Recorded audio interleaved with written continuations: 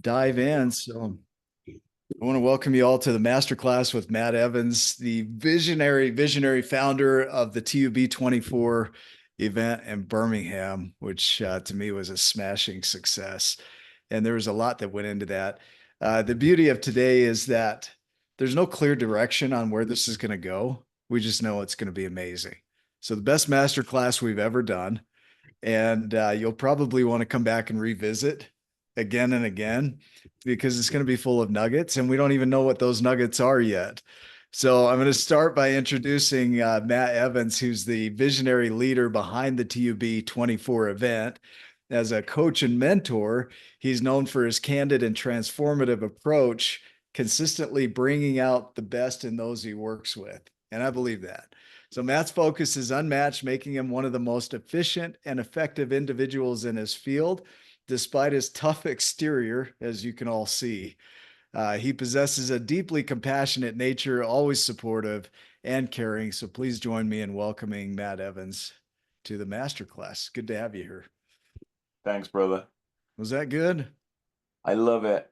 The efficient, effective bit I got from a certain friend of ours. He gave Yeah. me that one. Yeah. Well, and you're Iron Man when you're not here, so that's a bonus.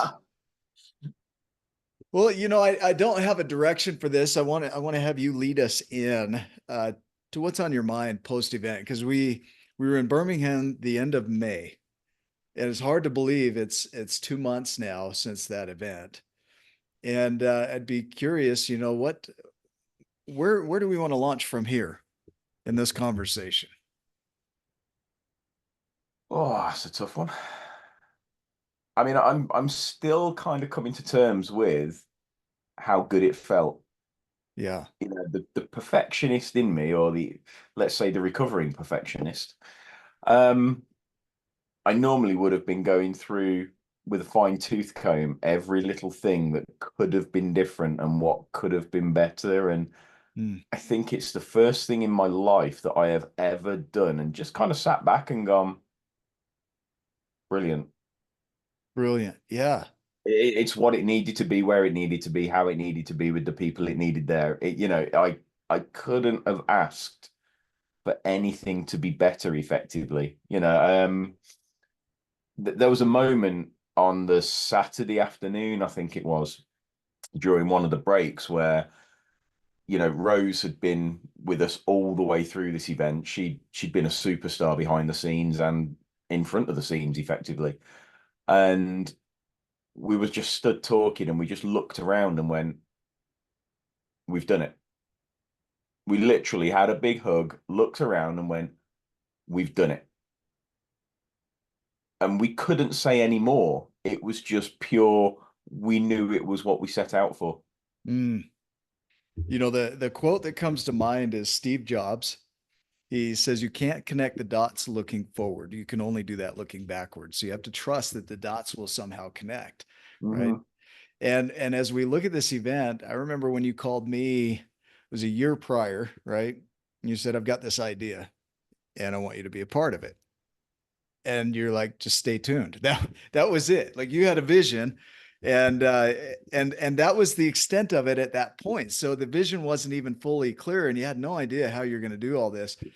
And I think it might be fun if you're open to this to explore now that we see the other side of this, where the creation is created and it's Hmm. perfect. And anybody that witnesses that creation would say, phenomenal, phenomenal. But if we go back to somebody that's maybe getting into the world of creating their own vision like this, the dissecting of connecting the dots looking backward, let's go backward, right? Let's go back to the origin of this idea of when you got this nudge to create TUB24. Can you go there? Oh well, I mean, this nudge went back to eating cheesecake at my dining room table. There was there was the group of us from London. There was B, Yeah. Fiona Ross. There was Raghav Parkash. There was Ankush Jain and myself. Uh, 2 years ago now, literally 2 years, kind of August 22. Hmm. We were all having dinner at my house. and we'd run the London event, and we were all kind of sat there going, "Mm, it was good fun doing London, do we do another?" And it was just constant little series of nudges, and it got to a point where we were talking in, January 23. Again, what WhatsApp is just the method of communication for everybody. WhatsApp is the source of all nudges. And yeah, we were just messing about, and it was just like, right, let's do it. Mm, We knew that we had the access to enough people. We knew that we had, a community to build an event around, and we knew that there was so many people that we could invite to give so much. We said we had to do it. It just mm, had to be done.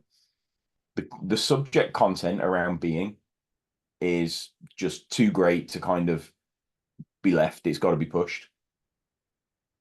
It can work miracles with people. I've seen it myself. I've seen it with others. The actual concept of who you're being is truly transformative. And mm. for me, it was, how do we get this to more people? And this was a vehicle to say we can get it to more people.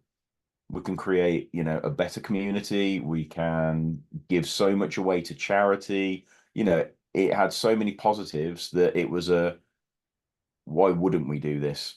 And at that point, it was the, who am I not to do it effectively? Yeah.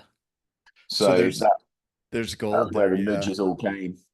Yeah, because you can flow through this really fast and say, well, we just made the decision that it came about. I don't want to do that. Like I want to slow down with, the systematizing of this, the process of it, the flow, what happened. So Yeah. there's when you look at the word interest means in between, Mhm. between. And so when you're interested in something, you're between the decision and the idea. And there's this stewing of, what is it that I'd like to create as a possibility. So there's all this possibility in front of you, and you find a possibility that you're interested in, but you haven't decided yet. And so you play with it. You can turn it, twist it, move it in all directions, but you haven't decided. So once we decide, that's the point where that creation really starts to come into existence. I've got this idea. This is fun. We have all the components. So there's a bit to bring in here, and I love your ideas, because when you look at abundance, it says all the materials, resources, opportunities, people that I need to create anything I can imagine are already here, right? And so you're in this world of playing with possibility. You say, okay, I'm interested in this. And then you move, you see all the pieces and you say, we're in, right? Why is that so essential? You, That step. if you do not fully commit, you're not going to get to where you need to be Hmm. or where you want to be. Let's take the word need out. Let's replace it. You know, if you don't commit to it, you're always going to be sitting on the edge. You're always going Okay. to be coming up with every reason why it might not work. You're going to come up with every reason of, oh, I'll jump in when it's a bit better. I'll jump in when I know more. I'll jump in when I've got a bit of a better plan. Mhm. So you're And still interested. You're not yeah, in, you know, right? you can formulate a plan to the nth degree, Mm. but until you actually commit, decide, and launch, it's still worthless. You're still not executing anything. You're not taking any action. And so you had no clue what was going to come next. So that word commitment, we throw that around. People say it all the time. Commit. And Steve Chandler, when I went through his coaching school years ago, he said, what you're committed to is what you're doing. It's pretty simple. If you're not doing it, you're not committed. But again, there's still no clarification on what do you mean by commit. And if you dissect that word, commit means to committere, which means to pull it into your hand or go on a Mm. mission, right? So essentially, you're stepping into it. Yeah, And so when you commit to something, you're stepping into it and you're leaning into not fully understanding what that mission is going to look like or how you're going to accomplish it, but you know you're going to go on it, yeah. right? I mean, but for us, the commitment was the putting it out into the world and making it available for everybody to come along with us. Okay. So there's a declaration of it. Yeah. So you're like, this is what we're doing. Yep. Yeah. And that's the thing. Like I say, I could have sat in my office and planned the most perfect event. But if no one ever knew about it, I didn't tell Yeah. the world about it, and I didn't actually take any actions around it, all I've got is a plan that is the best part of nothing. Yeah. Okay. So here's we're going to play from my world and yours on this. Okay. So when you look at Yep. hope theory says that when you have a clear vision, that it creates hope. It creates hope for a brighter future. That's one thing. You know, you're the one that's going to create that future. And Mm-hmm. three, you'll overcome any obstacle to make it a reality. And so the beauty, and I love, I saw your face there. The beauty is you don't know what the obstacles are going to be. No, Yeah. you never do. You can theory everything. You can war game to the Yeah. nth degree. Uh-huh. And you know what? I spent 20 years of a career doing this in, manufacturing and operations. You look for everything that can go wrong and try and fix it before it goes wrong. Yeah. And you And know you still what? don't catch it all. You still don't get it all. So Yeah. you know what? Every plan always fails. Mm. Yeah. So, okay. You know me in words, man. So failure Yep. means a negative yield from your efforts, Hmm. and success means a positive yield from your Hmm. efforts. And so when we plan, the way we thought it would go, that often doesn't go that way. So it's a No, negative yield from, like, it just flat out doesn't go the way we thought it would. no. I mean, Yeah. this whole event for I won't say it was a complete negative yield, but we had such a change of direction. We Mm, went from one venue, 1,500 people, to a different venue, 300 type people, very different feel, very different layout, different formats. The only thing that we carried through was the people who'd actually already invested to be with us, and they were the mm, people that we were really pushing to make the event the best that there was possible for at that time. When we had to do a complete 180, or it wasn't even a 180, it was more like a 720. It spun us around a bit. Um, when we had that complete flip around in December, yeah. middle of the event, we were like, okay. And we had to accept that everything that had gone before, it's not that it was failure, but we'd learned a lot. And how do we still carry forward to create an amazing event? That. Okay. Charles Darwin's quote: "It's not survival of the fittest or the most intelligent. It's survival of the most adaptable to Adaptable. change." Yep. Right? And that was it. Yep. Yeah, and there was a point within this whole process that was adapt or die. Mm, There was a moment where I had to make a decision: do I kill the whole thing? mm, I mean, I had everything going on personally. I had yeah. everything with the previous venue and their legal threats, and all sorts of stuff. I could have quite easily just gone, screw this. It's too much hassle. But that comes back to your commitment. Yeah. My Yeah. Okay. commitment was to create the best event possible. And knowing that I'd got 100 people already signed up for that event, that was 100 people that had signed up for the event that I'd put out there to create. Yeah. And it was as much for me as it was for them as well at this point. They'd So, committed to me to say yeah. that we trust you to do this. I'd committed to them to give them an amazing event. And so, as much as it would have been I could walk away and go, okay, I tried my best, and everything happened, there was that commitment to myself, everybody else, and all those around me that had kind of come with me, Yeah. still doing this. So there's a term called fascination, right? That when you have a clear vision, you create a fascination with it, which means a fixation, Mm. which means that you fasten to it and you won't let it go. You get your hooks into it before it's here. So the idea of the word anticipation, to bring forward before it's time. So Hmm. when you have a vision for something, you decide that's mine. That's mine. You know, it's you anchor into it, you fasten to it, and then you have this anticipation. You start preparing to receive it. So you're pulling it towards you, and you're preparing to receive it. So you know, an analogy would be an expectant mother. 9 months from now, she's going to have a baby. Don't know what the baby's going to look like, all this, but starts preparing the room, starts buying baby clothes, starts buying diapers, prepares a crib to receive this thing, right? Not this thing, this person. We went and got the biggest crib possible, believe.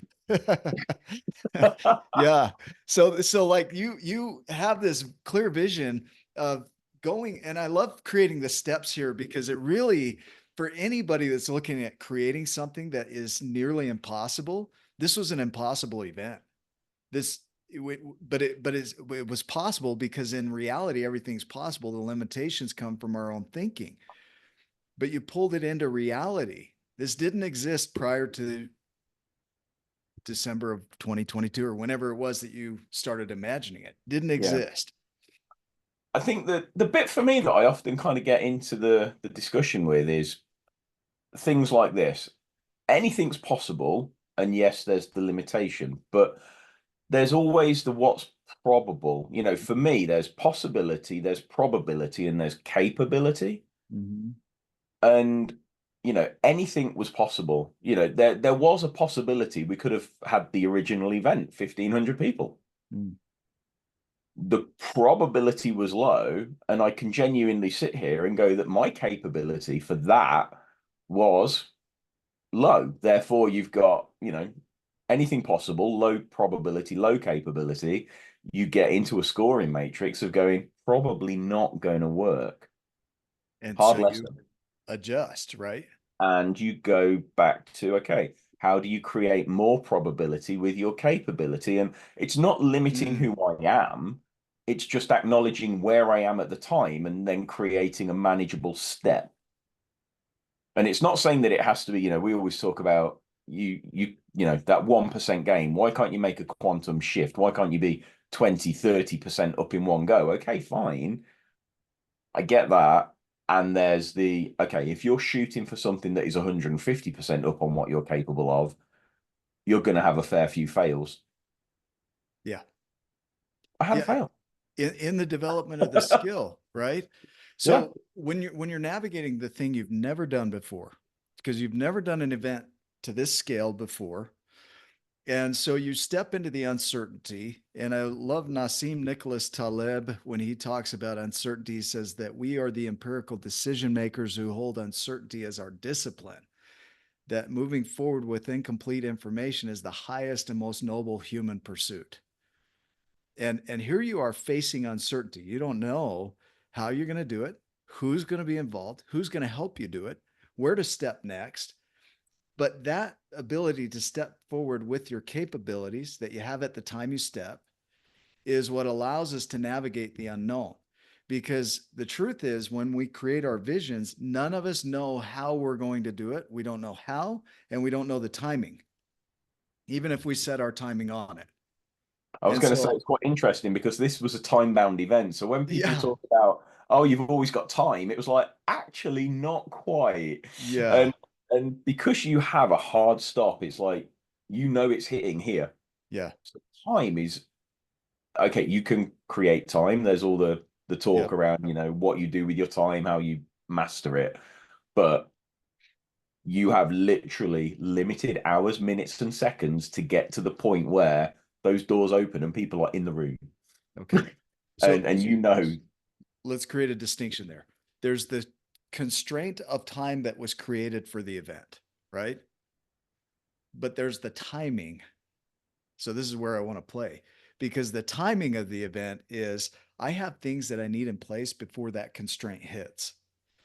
And you do everything in your power to have those come in sooner than later because coming in later is not ideal, but as long as they come in within this constraint, then yeah, we're okay. But how many things happened outside of the timing you needed inside of the constraint of the event? Does that make sense? the the biggest constraint in any event like this is people and financial resource. Mm. Because we were doing this from the ground up, we were doing this with zero backing. Everything that we did was self-generating and funding. So the constraint was is that it was always you had to take a punt and pay deposits and create deposits and make sure that you'd always got enough to Mm. fulfill your commitments. So you were quite often always behind the game, knowing that you've got to create the financial resource to keep your commitments, Mm. knowing that people were going to be signing up late. And you do it in stages. So the venue was the biggest one, so it was like making sure the venue's covered, get that out of the way. You've got everything there. The AV guys, making sure that you've got that covered, and then the niceties are all towards the end. But your biggest constraint is your resource of cash, cold hard cash that Yeah. comes from bums on seats. That Yeah. they were the two things that were the constant. Have we got enough coming in? Have we got enough generating to then make the event what we want the event to be? Okay. So this is fun to me. Like just the I'm glad you're picture. finding it fun. To I'm me, it was finding like, it fun. Yeah. Because as we dissect it, there's so much gold in how you created this. yeah, It's okay. So I've always understood that the best way to run a marathon and to get ready for a marathon is to sign up for a marathon and put a date on it. And what it does is it gets you to act because without your activity and your attention, nothing happens. So if you never put a date on it, you don't act. It's not that it could never happen over a period of time. It's that that time constraint gets you to move more quickly than you would have without it. And so when you say, I'm going to do this event on this date this year, now what you're saying is, well, in order for that to happen, I've got to show up a certain way. And whether I create it or not is not the important thing. It's that I act with yeah. incomplete information, right? How, Even yeah. even in all that uncertainty, you've got to get certain in your action. It Mm, doesn't matter what you think. You know that you've got to get on with it, regardless of any thought that you've got around who you are. yeah. And it gets you to step up, right? Oh, gotcha. It sounds. I heard someone the other day say, I think it was Clayton Mask on a video interview, said he's talking about the fake it till you make it phrase, and he was actually be it till you see it. And I was like, I love that. But it's Mm, so true that as soon as you put a time constraint on something, regardless of whether you think you can or can't be, it almost creates a, well, I need to be no matter what. No yeah. matter what I think I am, no matter what I think I can do, I've just got to get on and either do it or give it a damn good go at doing it. And when you speak it, it adds a level of commitment to it. When you share it with somebody else, now you said, I'm going to do this by this date to somebody else. Now Yep. you've held yourself accountable to your vision and dream. Whether you reach it or not is not what matters here. It's that you need that time constraint to get you moving, right? And so the beauty in all of this is that when you have an idea and are imagining, Marion and Laura, as you hear this, you have your own version of what Matt's talking about here. And you've accomplished this in a similar fashion. You've created a lot of things in your world. But when you go to create something you've never created before, it's amazing what comes up in you and how you have to show up different for that thing because it's a completely new creation. And there are capabilities, like you talk about, Matt, that you're not equipped with yet, that you're going to get equipped with as you step into that new vision. And it's not a moral issue. It's simply you haven't developed the skills to create that vision yet. So you're going to have to learn those. And the way to learn those is to get in action around not knowing how to do it and falling on your face a few times. Right. Um, did you have any help along the way? Did you have people, mentors telling you, try this, do this? I mean, that Okay.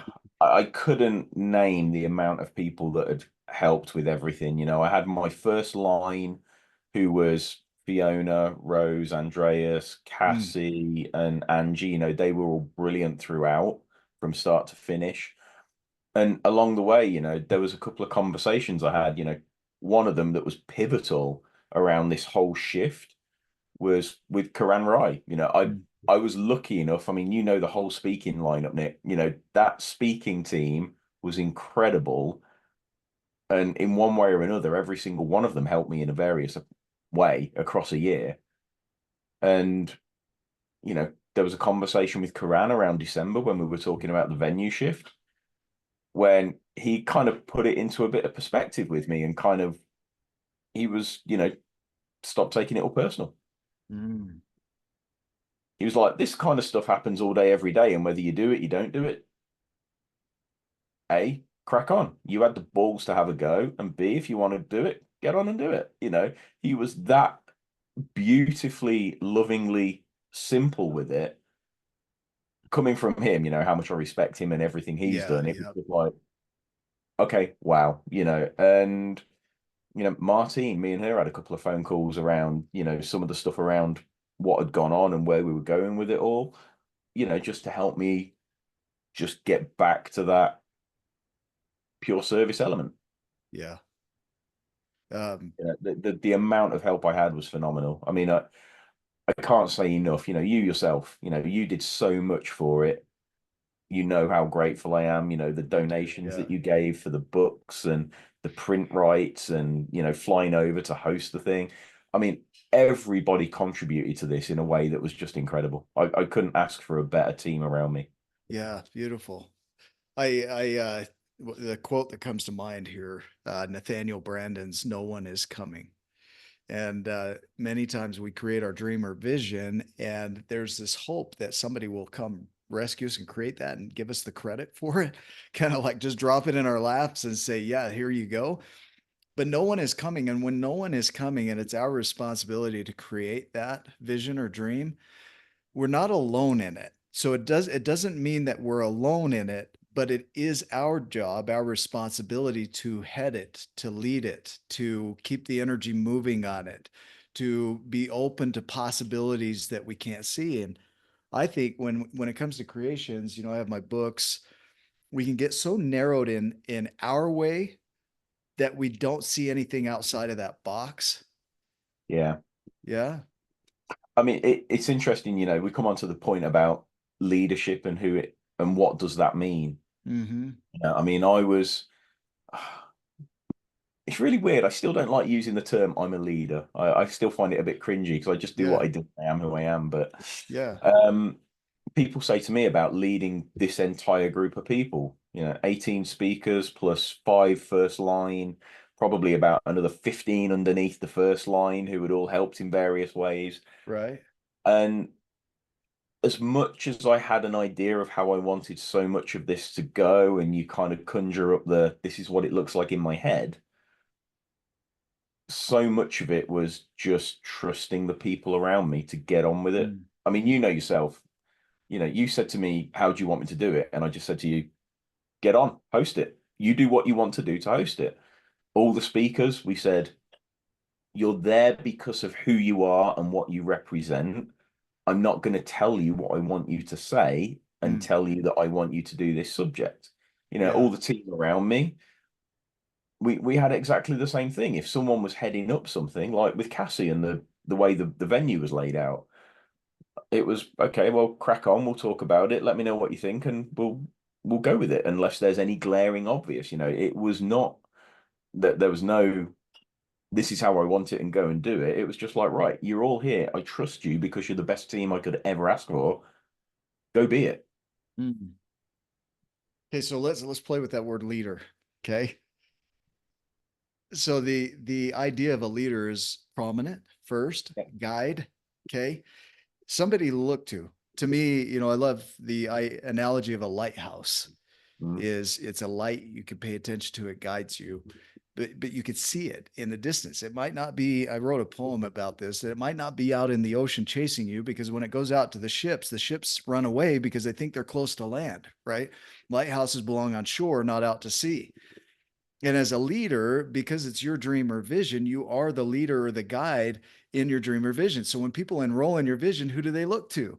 mm, They look to the light. They look to the guide in that vision or dream, because it is your creation. So as much as other people enroll in your creation, it's still yours. So they have to have something to look at. mm, So if you're not the light, then who's the light? If you're not the guide, then who's the guide, right? If there's no clear prominent figure moving things forward, then people don't know where to look. And then they look everywhere and there's chaos, right? And when we get back to the chaos, then everything just becomes possibility. There's no right way to do it. There's no clear direction. So in that context of leadership, right, here you are as the creator of this vision, or the head of, or the prominent person in this creation of this vision. Um, to turn off your light in the middle of that, people are running in the dark and they don't know where to go, right? So as much as you say I don't like the term leader, well, there's no other way to put it. Is if you weren't there, I wouldn't have known who to go to. You know, there's Rose and Andreas and everybody else that was involved um, without you. Does that make sense? Oh, I What do you hear completely in get that? it. It's you set the vision, Mm-hmm. you set the idea, you set the direction, you set the tone, you set the feel, but you're just not prescriptive. Mm. You sketch it Explain out. that. Yeah. Okay, so I mean, this is like back to my automotive kind of car days. You get your chief designers who literally sketch the car out. Mm. They will have an idea for the car. They will have a feel for how it is. They will create some style lines and they will say, it's going to flow this way. It will have a certain type of performance. And they go after the feel of the car and what it's there in its essence. Mm. And then it gets handed through design teams. It goes through purchasing teams and supply teams, and it all gets tweaked. And it stays within the essence. It stays within what the original concept was, Yeah. Yeah. but it just gets a little bit more refined and it's still within the parameters and still within the original design. So when you've got an Aston Martin being designed, everybody still knows it's got to look and feel like an Aston Martin. It's still got to have the quality, it's still got to have the standards to meet. And it's about embedding that within the people when you enroll them that sets the tone for what you expect and what you want. This, like, I just smile because I see the process in all of this. And you can't do that if you don't have a clear vision. So if you don't know what an Aston Martin looks like, then you can't tell people how to build an Aston Martin. They've never seen it before, so they can't Yeah. stay in the confines of an Aston Martin. So if you're not clear on your vision, you're trying to enroll other people in your vision, and you're not clear about it, don't expect them to create that clarity for you because they'll have some other version, right? So, yeah, go ahead. And I'm going to say, and that's where I had the real easy start because everybody in my team, Mm, the defining kind of principle was everybody had been in the work around been close to Steve, worked with Steve, or kind of, really in that for a couple of years. mm. So the vision for having a really intense, fun event around the concept of being meant that everybody I had close to me and on, part of the speaking teams as well, everybody had to be associated and really know what being was so that everybody had the core foundation to play with each other from day one and Yeah. click knowing what the end outcome was going to be. Okay, here's another cool facet of this. Okay. The idea that if there are 8 billion people on this planet, each person is here to serve everybody else. Meaning that if we go back to the idea of the Aston Martin, is I may have the idea for the Aston Martin, but I don't know how to build the car. But there's somebody else that went out and learned how to design that car, and now they're in service of me over the design of that car, but they still don't know how to build the car. But there's somebody that knows how to manufacture, and they go out and they serve that person and me, right? Everybody is in service of everybody. People know how to do things that we don't know how to do. People came into this event that knew how to do the things you didn't know how to do, and they served you. And even if there's compensation in it, there's a serving with compensation as a result. There's a serving with compensation as a non-result, right? So it's that every human here has skills and abilities that we may not have, so we don't have to do it all. But there's often this idea, I have to do everything. I have to control everything. I have to create it from start to finish. Can you speak to that? Yeah, I mean, absolutely. I mean, you know yourself, I first-hand experience, Nick, I went after an entire lineup of speakers Mhm. because I was like, that's not my bag. Yeah. That's not my, I know that what I am good at is A, getting stuff done, B, getting groups of people together, and C, having fun about it. That for Mm. me was the core three things that I knew about running events, I knew I could bring to. Um, Hence the reason why I was so reluctant to actually be on that stage in some ways, because I knew that for me, I'm perfectly happy being brilliant running the event. I Yeah. know that's where my genius lies, and I know that's where I'm really set up for capably. Yeah. Um, so yeah, the absolutely the first thing I did was get a lineup of people that were the best that I could get to come and talk about who you're being in various ways.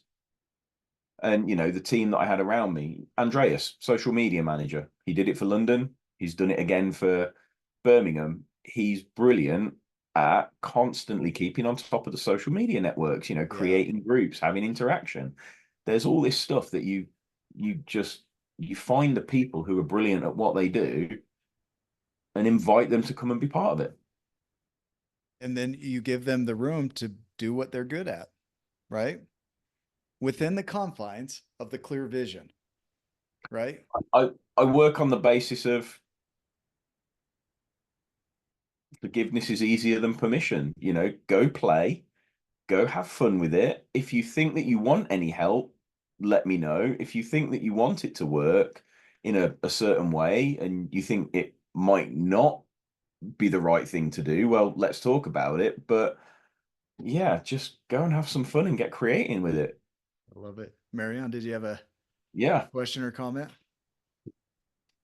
Yeah. I was just thinking of another image, like you were using the Aston Martin, the idea, the image, the picture of this Aston Martin, and then all of the other aspects coming to create that. And you were just saying that you don't have to have all of the know-how, people come and serve. And so I got this image of this train, you need energy to get this whole thing going. You don't just need an idea, you need an energy. And I thought of Steve using this word create, with the extra E. So the energy is the engine of a train, of a freight train. And in the beginning, this freight train is like full of, all of these wagons, and they're carrying stuff. So there's stuff in those wagons, but you need the engine to start pulling that freight train. And once it has started moving, then those wagons actually push through their mass. They keep that train going. Actually, at that point, you don't need the engine any longer. Mm-hmm. It just keeps going. And then all of the content of that freight train, all of the wagons, with their content, that's like people bringing their stuff to it. Oh, this is beautiful. Yeah. I love that. The train needs the engine to start to get it going, but then it runs on its own. Yeah. There's an engine that was needed, a guide. I don't know if my screen is on the right side here. It all depends on how this plays out. But without, and just to pull these pieces together, and this is for any vision, there's this imagining of possibility. There's this, Yeah. hey, we could play with this. And then there's a choosing in, and then there's a declaring. So you look at the word prediction. Prediction means before words. Before you speak it, you play it out in your mind. Do I want to do this? And you create it. And then you speak it, and you have no idea how you're going to do it. You just know you're going to do it. And you'll overcome the obstacles when they show up. You just know I am creating this. Then you set a finite date on it. This is the date by which I'll do this thing. And now the work starts because now you've declared it and a date. And so now you're on the line, but you're not on the line to anybody else. Nobody cares. You're on the line to yourself and your word and your commitment. So you step out there and you start moving. And in the beginning, like Marianne says, the engine is moving and it's taking a lot of energy and effort to get this thing off the ground.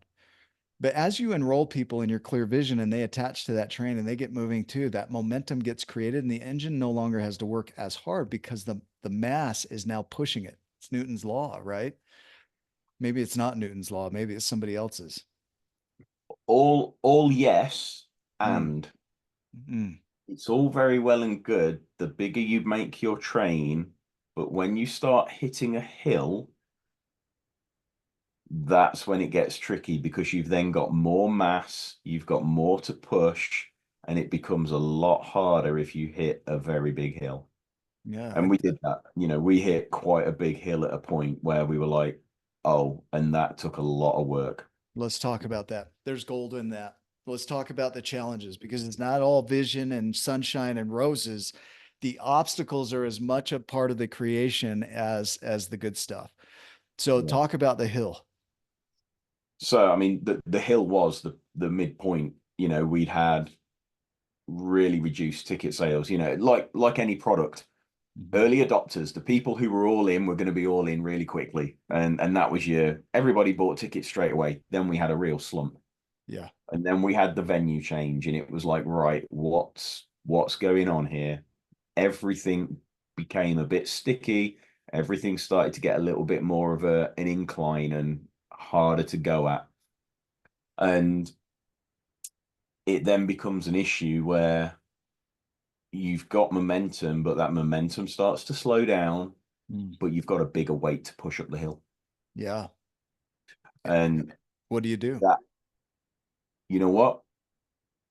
The worst thing you can do is stop. You keep going. Once you stop on a hill, you can go straight back down, Yeah. but you keep going. Even if it's inch by inch, you lower your gears, go into a different ratio, and inch by inch you crawl up it. My brother told me a little while back, he said, when you're going through hell, don't build your mansion, right? Don't stop. Winston Churchill. Yep. Yeah. Perfect. So you keep going, right? And if you have to adjust, this is the beauty of survival is our ability to keep moving forward in the toughest of times. And so it's not a bad thing. It's an adjustment.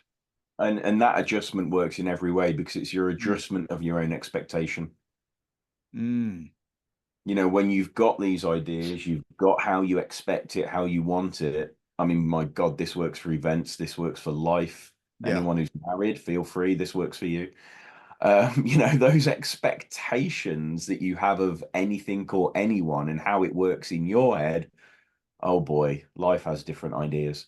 Yeah. And you have to get on board with that because, Lisa, we had to change our entire expectation of what this would look like. so this is beautiful. The idea, so Lisa Feldman Barrett, she's one of the top researchers on emotion in the Mm. world. And she says that we feel depressed when we don't measure up to our own ideals. We Mm. feel anxious when we feel like we're not measuring up to the ideals of others.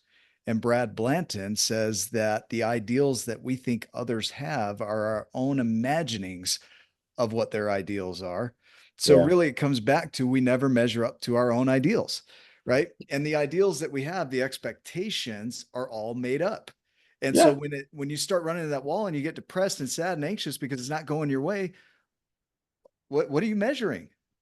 Mm. What way was it supposed to go? Right? Because often it doesn't go that way. Yeah. We're Huh. starting to get into the world of should, aren't we? It should be Yes. different. It Yeah. should be like this. It should be like that. And yeah, I mean, again, the this really was Hmm. I mean, I always knew about the whole should thing. Coaching when you're dealing with people, it's what you do. You know it. You tell everybody else, don't do this, don't do that, and don't get into the world of should, and it doesn't do you any good. Yeah, do as we say, not do as we do at times. Um, and it Yeah. was a really good reminder Yeah. of acceptance and what Yeah. should or shouldn't be.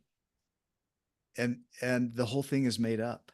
That's Mm. the amazing thing about this is that even the idea of creating this event was made up.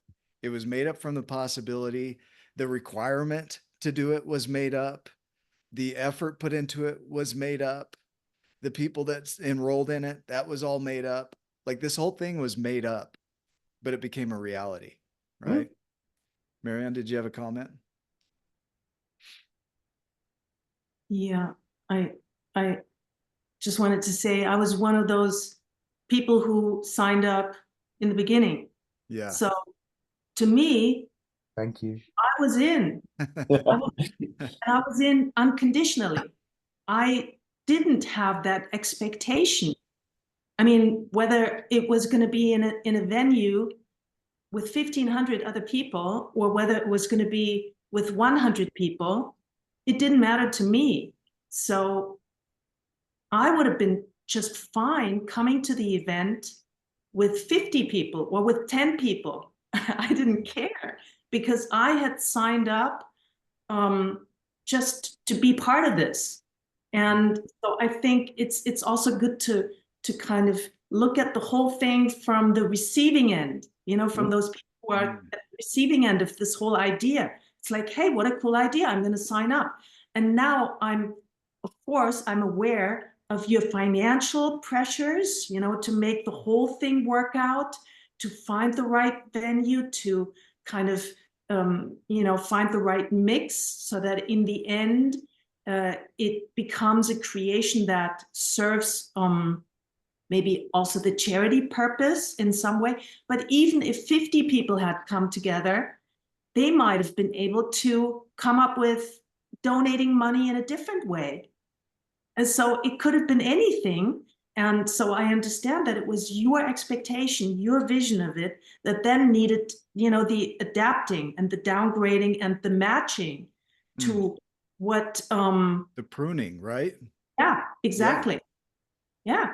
Because you can plant a tree, an apple tree, and then you can do everything, you know, to make this tree as resilient and as, you know, powerful as can be. But you never know what the weather's going to be like and if there's going to be a frost hitting and then you have no fruit, none.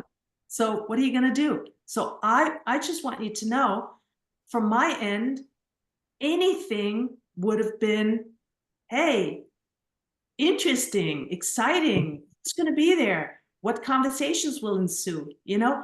And it could have been 3 speakers and that would have been a completely different story, but it would have given people another opportunity to connect with each other, more time for other stuff.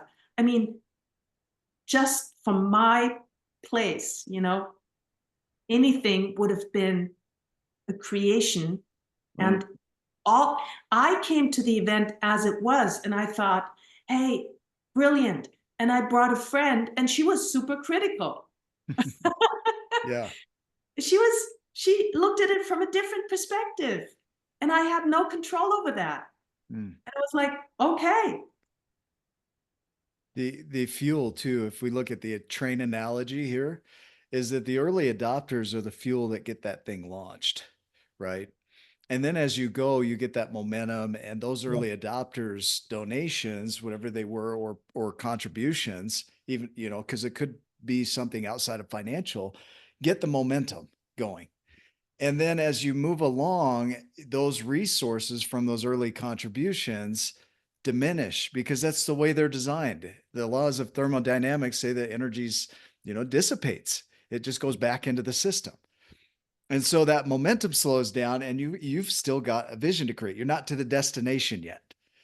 And you hit that first hill and now you're really using up all of those resources just to climb that hill. Everything you've got to just get over that obstacle. And those initial resources are diminishing fast. And so now it's grit. Now it's perseverance. Now it's like, do I push through on this or do I quit? Because you could quit at any point and roll backward. Steve Chandler says even a dead fish can swim downstream. Right. Yep. So you get to decide though. It's still up to you. So, but you push through. And if you're going to push through, there will be times that you want to cry. You want to throw in the towel. You don't know if you can do it. You don't know if you're equipped for this. You wonder if it's all worth it, but you push through. Yep. You push through. all of the above. And you get over that hill, right? And then what happens? More people are like dude, they stuck with it. Let's go. And you get that momentum, and the late adopters show up, right? Can you speak to that? What comes up? Yeah, I mean, it's exactly that, mate. I mean, there is all those things that run through your head. There's and what was interesting is you become quite self-aware about it, that yes, you can quit. And then there's well, what does that mean to everybody else? What does that mean to you? How do you then look? That's the interesting one. What does that mean about you if you quit? Does it mean that you just know when to quit, when's right to quit, or does it mean that you're quitting and actually just bombing out? We often hear the quitting's not a bad thing. And I'm like, no, it's not, in the right condition. Right. And I had to go through what's the right condition? Should I have quit or shouldn't I? And I'm like, hell no. No. It was never going to happen. As we look at the results, right? We know that was the right answer. But at any point that could have happened. Laura, do you have a comment? I do. I was in the family business, was there. Oh. The freeze there? Yeah. Yeah. Must have been really good. He's usually really good when there's technical issues. So we'll come back. Hang on to it. So when she gets back, we'll hang on to it. So, I mean, or what happened, whether you got a cruise ship and you all of a sudden had 100 people in the line, or Laura, I mean, it was something different every day. I'm going to have you repeat because it froze and we missed all of that. So will you repeat it for us? So during my first career, it was a family business of airline catering and airports. So our motto was expect the unexpected, because we had flights at 6 a.m. We had flights at 10 o'clock at night. We had, international flights, but you never knew if the flight was going to come in, it was going to be delayed. We had a lovely airline that used to cancel every day, and all of a sudden we'd have a line of people, in the cafeteria that we weren't expecting, as well as trying to keep the food proper temperatures and everything. Or did we have to remake the whole flight? So the event is exactly the same. I've been involved with art shows my whole life as well. So, I mean, it's the same thing. We have 250 artists. How are we going to get the 25,000 or 50,000 people to be able to give these awards that we give away for the art show? And it's exactly the same. I mean, you build your team, and from the team, you expect the momentum to come. But yes, you definitely hit hills and ant hills and sewer breaks and everything along the way that changes your path. But in the end, it's the end product that counts. And like Marion, I bought my ticket very early, and I was coming anyway. I have friends that live in Birmingham, so it didn't matter to me how big it was. I was going to be there. Yeah. See, this whole thing is just the process of creation. The word create comes from gardening. It means to be the gardener, which means you nurture and you prune and you weed and you give nutrients to the garden, and eventually it may or may not produce fruit. It's unknown. But as the gardener, that's part of the process, is that some of your creations will create fruit and some may not. Some will have high yield and some will have low yield, but that's not why we plant gardens. We do plant it for the fruits, no doubt, right? But there are some years where things go completely wrong. I had a client of mine years ago. He's a farmer and he would farm hay. And when it would rain, they would bale this hay up, and it would rain and it would turn black. It would mold out. They'd lose an entire crop. The only thing they could do was burn that crop and start over, right? They'd lose the crop, but they would start over. And that's where I think many of us identify with our losses or our yields. And we say, I'm a failure. I'm not a good gardener. I'm not designed for this. But when you expect the unexpected, this is part of it. It's going to go the way you want, and it's going to go the way you don't want. But you keep going. What are you hearing that, Matt? I think that the bit around it is that you say about being a gardener. For me, it's about feeding people. It's not about the act of gardening. It's not about the creation of it. Mm. It's about the end result. It's about the service. And that was always where this event was born out of. Huh. It was born out of how can we make the biggest impact to everybody possible. And I've always had a streak in me. I'm sure you're aware Yeah. of this, Nick. It's either go big or go home. Yeah. And, Yeah. it was how much can we try and push this to be as big an event, to try and raise as much money as possible, to serve as many people as possible, and to Yeah. have a lot of fun with it. It was trying to just cover every base that we could Yeah. in every direction. So Carolyn Hughes and I and Ryan Morris, we were coming back. We were at the airport together, and we talked about impact. And in the Giants, we had an impact goal of impacting 100 million lives globally. Grandiose, big, so far away from anything we've ever accomplished that we would often measure ourselves against that and find ourselves wanting and sad about what we'd created in the world. And so in talking with Carolyn, we looked at the one. If we could impact one person by 1%, Yep. then we've made an impact. And we look at what you had in mind as a vision for this, 1,500 plus people. And if we measured it by that, we could easily lose the value that was created in impacting those 300 people that were in the room and the ripple they'll have. Now, that was the bit that I was about to say. For Mm. me, it's about you impact every single person that you can possibly so deeply that they can't forget it. Mm. And it's such an impact to them that they want to then go and share it and pay it forward, ripples, butterflies, whatever we call it. Yeah. I know myself, your Giants book has spread round like my kids' schools. Yeah. My daughter goes around talking about Giants because it's what she's taken away from it. Just like, I will talk to people about, the Ultimate Coach book and who you're being because the Yeah. impact it's made to me. And it was, as much as there was the idea of the people, it was about creating an experiential event that would impact whoever is there in the most deep way, Mm. to give them so much to take away that they couldn't then not make an impact in the world. I love that because you won't see the ripple. You won't see the I end will not ripple, see any of it. right? And you can never know that. And I think that's when it, you're coming from the heart. There's a difference though. Yeah. I genuinely know that people who were in that room, Mm. people who were on that stage, people who were around us, I know that what they will have heard will have made some shift that makes them go and do something different. Yeah.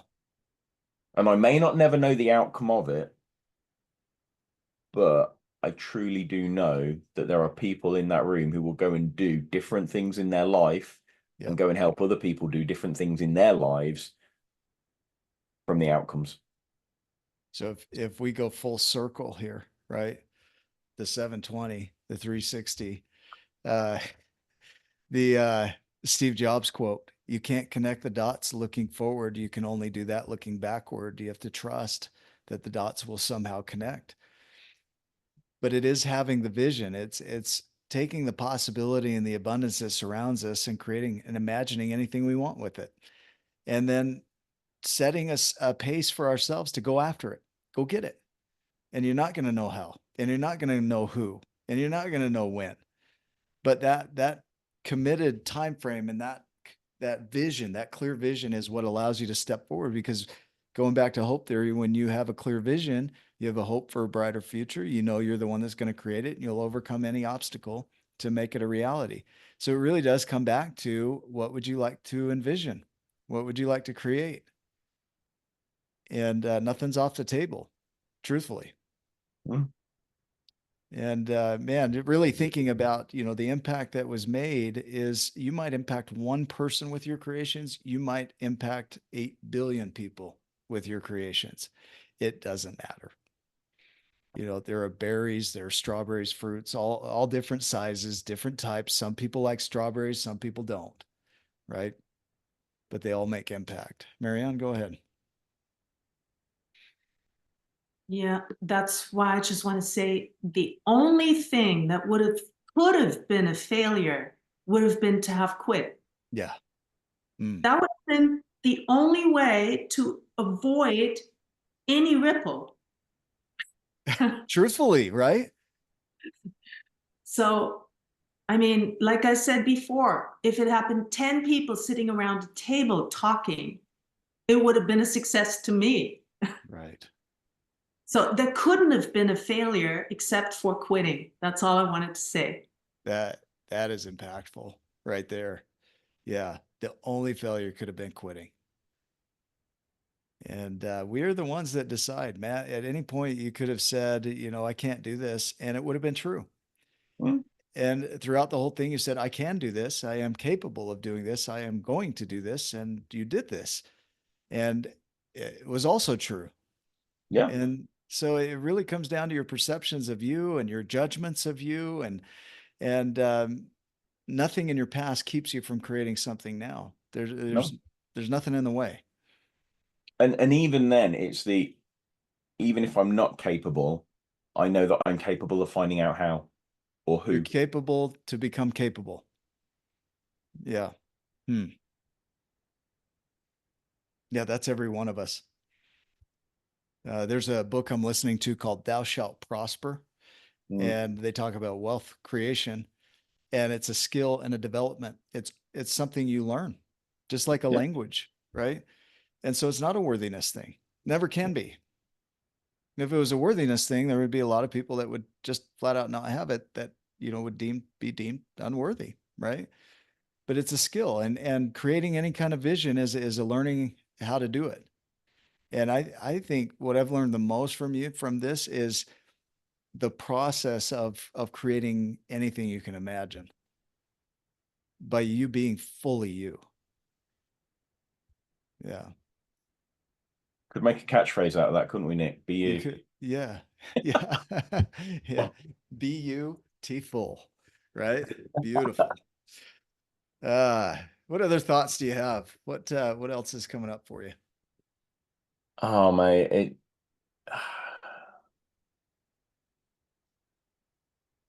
when's the next one? No. You did talk about maybe doing a panel here with the speakers. Yeah, that there is something that would be really quite good fun if we can find a slot for everybody to have a proper like wrap-up show. That'd be good fun. Yeah, we can create that. Yeah, Marianne.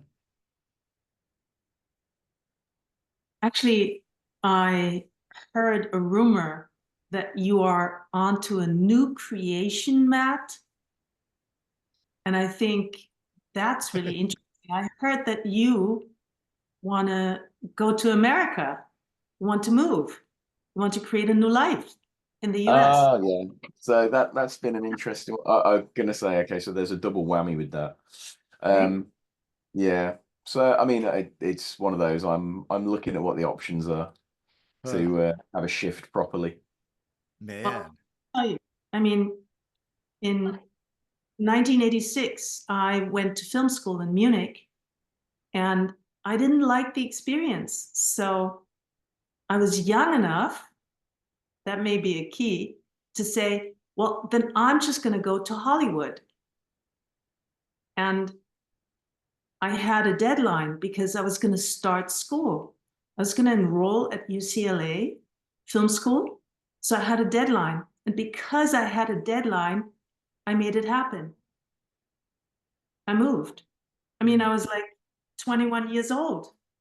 So if you want to do it, set a deadline. It's going to happen. We had this is awesome, because we had a lady go through our SG program, and she's in her 70s, and in her mind she thinks, oh, it's too late for me. And she had a friend who's in her 90s who said, oh, to be 70 again, to be that young, the things I would have done.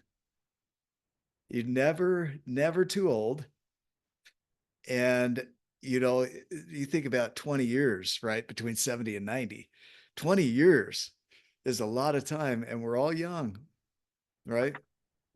given the amount that I've shifted my life around in the last 4 years, even the last 2 years, yeah, it's like anything's possible. Yeah. I'm open to anything these days. It's like when we go back to the possibility, probability, capability kind of thing, Yeah. I'm like, yeah, anything is possible. And then it's just how you increase the probability and how you make sure you've got the capability.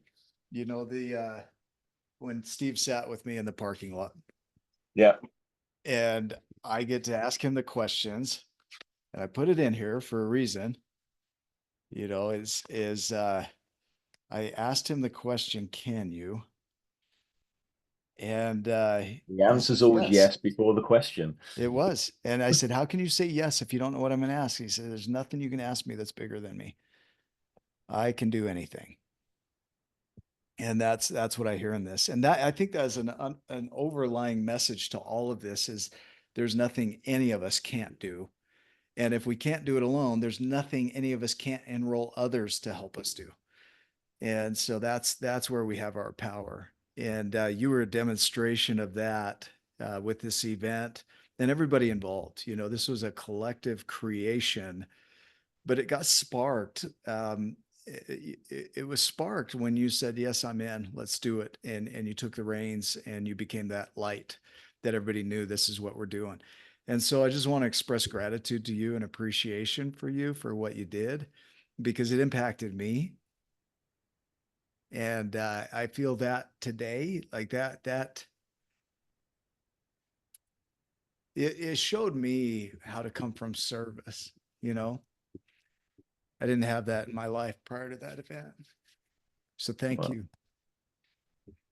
you're welcome, Mm, brother. yeah. And hey, you know who you've been in this for me. You know, there's 400 kids in that hospital who have all had a copy of your book Mm, because of your service. You know, thank you. how that will go on and impact them Mm, potentially in their life forevermore. It's amazing. it's time to get another book in their hands.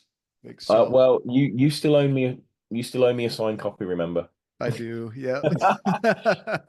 Hey, and I'm on a promise with Chloe, so you know Yeah. that it's to her you're answering, not me. Yeah. Yeah. Yeah, we love both of them, and you know it. We've Yeah. had both of them at bedtime a lot. Yeah. Beautiful. Beautiful.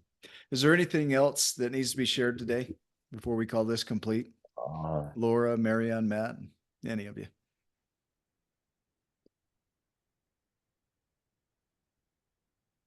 I think I'm honestly still processing everything. To be fair, it's still sinking Yeah. in. You know, Yeah. I just got to see the Sanyika video earlier. You know, Yeah. from the first edit. You know, and it's interesting. It's the first time I'm seeing the event. Huh. No, I didn't see the event on the ground effectively. I saw Yeah. bits, but That's interesting. Yeah. I kind of I'm really looking forward to seeing it pieced together on the videos to kind of be able to take it all in properly. Mm. So yeah, it's like I'm having almost like a delayed um Afterglow. yeah, Yeah. Huh. I look forward to seeing that if that becomes available. That they will all be available, my man. That awesome. was all that's always the caveat. It's Yeah. always been no matter what we create, it's going out in the world for free. Yeah. We Beautiful. wanted to make it so that it's for everybody in the room and it's for everyone everywhere after. That's amazing to me. Yeah. Such a different way to come at things. I love it. So thank you. Yeah, Marianne, Laura, thank you for being here, making this what it was today. Your contributions today enhanced everything we were talking about. Thank you. And so the stories and the experiences and Matt, your view and what you created can't be undone. It's done. It is done. It was good. It was amazing. It's still having impact. You just can't see it all. And it's not the end of your creations. So we know that. Yeah. In the absence of my lawyer, no comment. uh, that's excellent. Well, thank you guys for being on here with us. Another great masterclass, and I look forward to seeing what comes next. So go enjoy your day, make it a giant one, and we'll see you in the next video. Ciao, people. I'll go ahead and stop the recording.